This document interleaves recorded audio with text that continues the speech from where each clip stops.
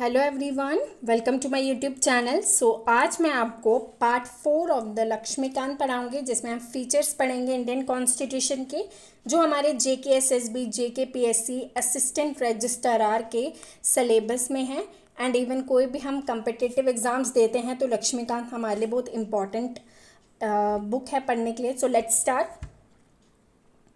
Features of the Indian constitution बहुत unique है, क्योंकि इसको ऑलमोस्ट एवरी कॉन्स्टिट्यूशन वर्ल्ड में जितने कॉन्स्टिट्यूशन बने हैं उन सबसे थोड़ा थोड़ा बोरो किया हुआ है।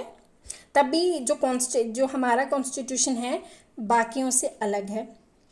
हमारा जो कॉन्स्टिट्यूशन है उसमें बहुत सारी चेंजेस हुई है, बहुत सारी अमेंडमेंट हुई है। इंपॉर्टेंट अमेंडमेंट है 7th 42nd अमेंडमेंट ज़्यादा इंपॉर्टेंट है, और इसका ईयर भी, क्योंकि 42nd अमेंडमेंट जब हुई थी उसको मिनी कॉन्स्टिट्यूशन भी बोला जाता था, क्योंकि इसमें बहुत सारी चेंजेस हुई थी हमारे कॉन्स्टिट्यूशन में। एज फर्स्ट चेंजेस जैसे कि हमारे फंडामेंटल राइट्स में चेंजेस हुए थे, प्रियम्बल अमेंड हुआ था, तो इसीलिए 42nd अमेंडमेंट को मिनी कॉन्स्टिट्यूशन बोला गया था, क्योंकि इसमें बहुत सारी चेंजेस जो थी हमारे कॉन्स्टिट्यूशन में हुई थी। तो आप याद रखिएगा कि 42nd अमेंडमेंट 1976 और उसको मिनी कॉन्स्टिट्यूशन भी बोला जाता है।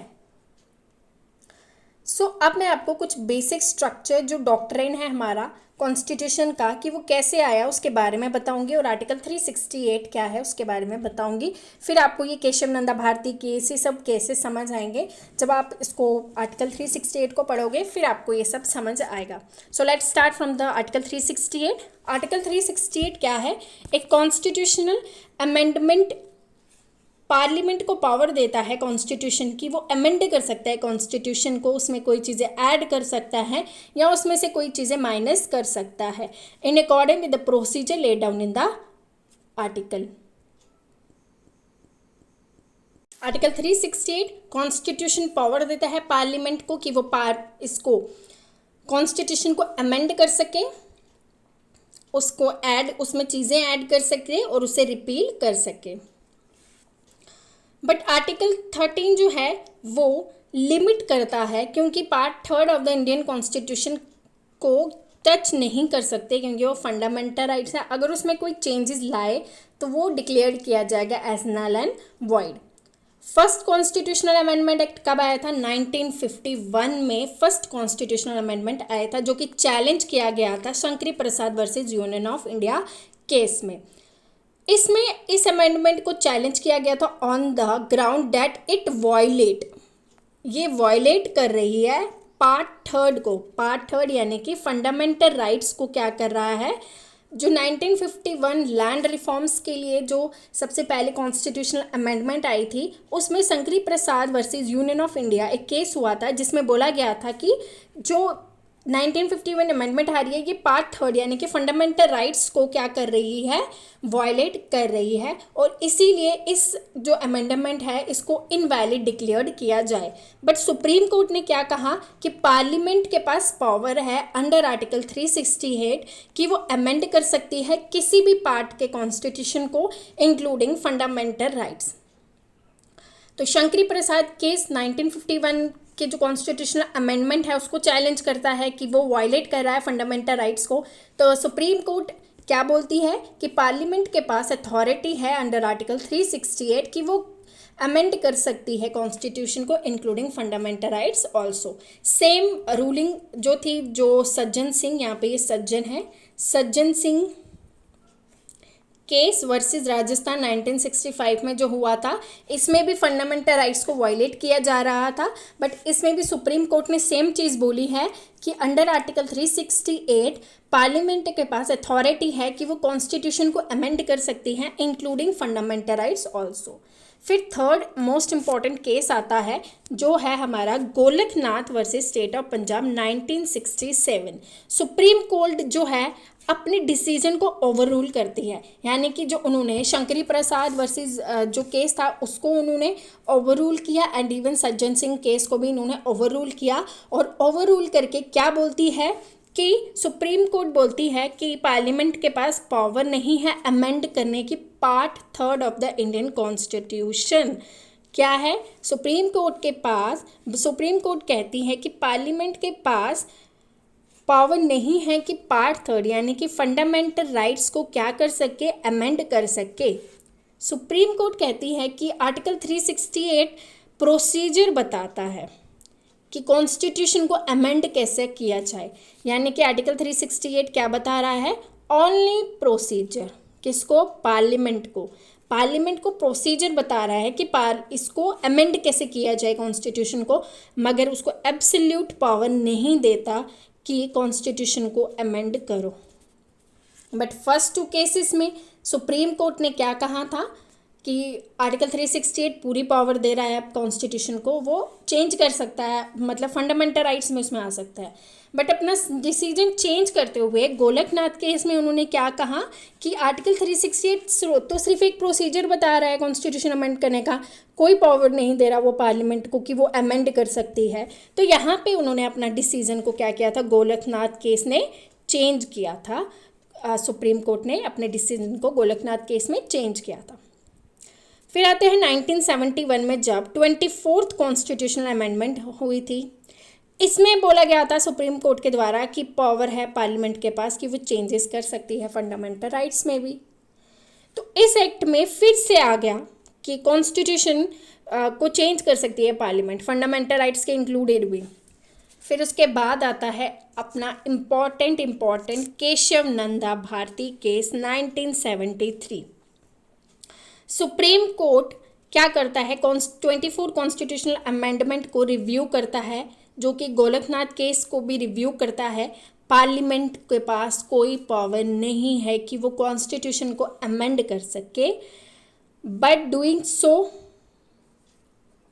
बेसिक स्ट्रक्चर को वो क्या करेगी, मेंटेन रखेगी। पार्लियामेंट के पास पावर बेशक है, वो अमेंड कर सकती है कॉन्स्टिट्यूशन को, बट वो बेसिक स्ट्रक्चर में जो चीज़ें आती है उससे वो अमेंड नहीं कर सकती, वो जैसी हैं वैसी ही रहेगी। आप उसमें चीज़ें ऐड ऑन कर सकते हो, बट उसमें से कोई भी चीज़ डिलीट नहीं कर सकते हो।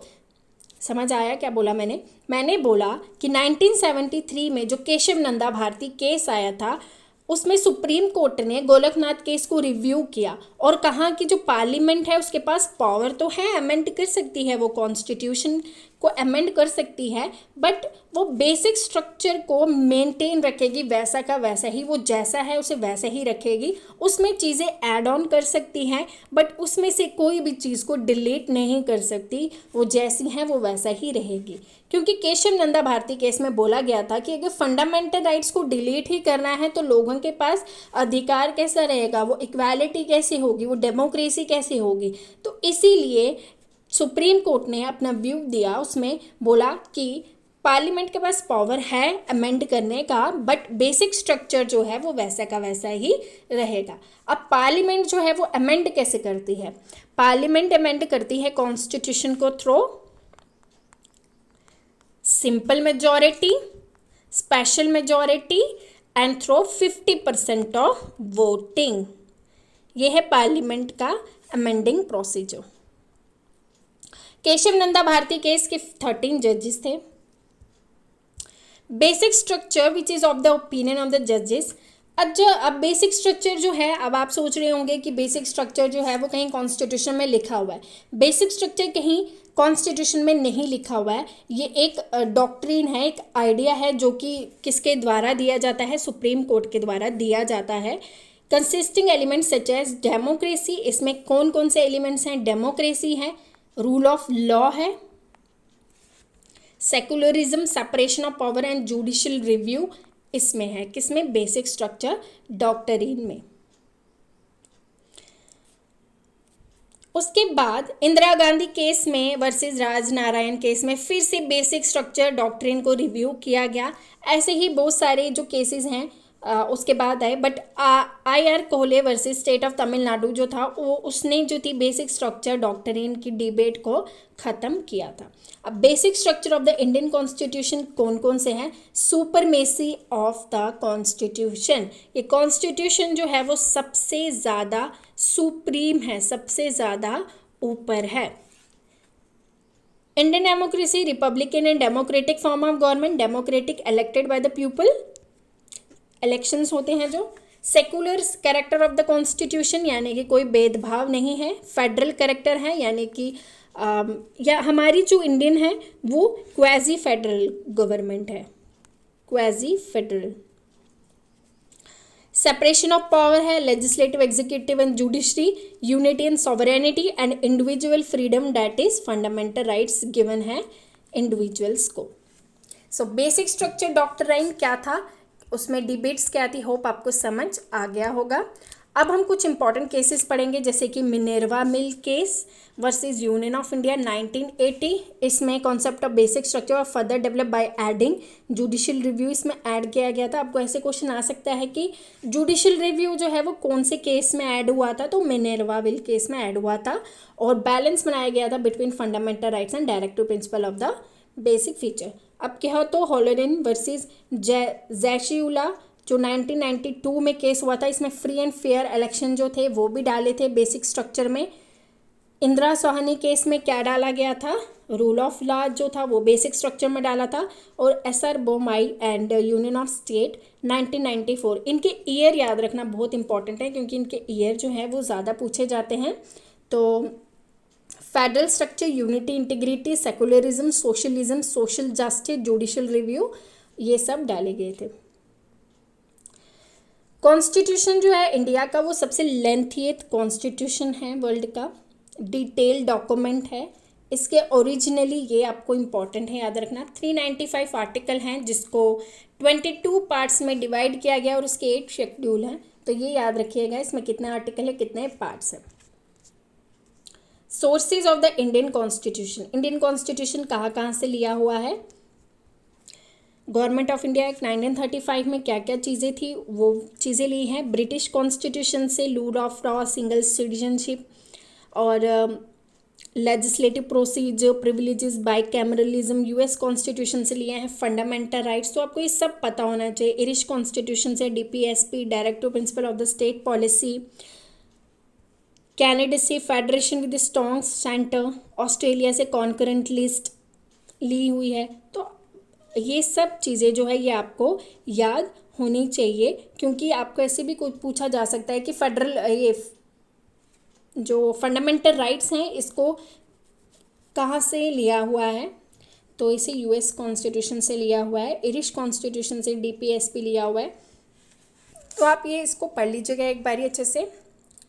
होप आपको मेरा ये जो लेक्चर है वो पसंद आया होगा। अगर आपको इसको अच्छा लगा होगा तो इसे लाइक करो, शेयर करें एंड इवन आपको इसकी पीडीएफ चाहिए तो आप मेरे टेलीग्राम लिंक को ज्वाइन कर लीजिए, तो वहाँ पे आपको इसका पीडीएफ मिल जाएगा। Okay then, bye bye.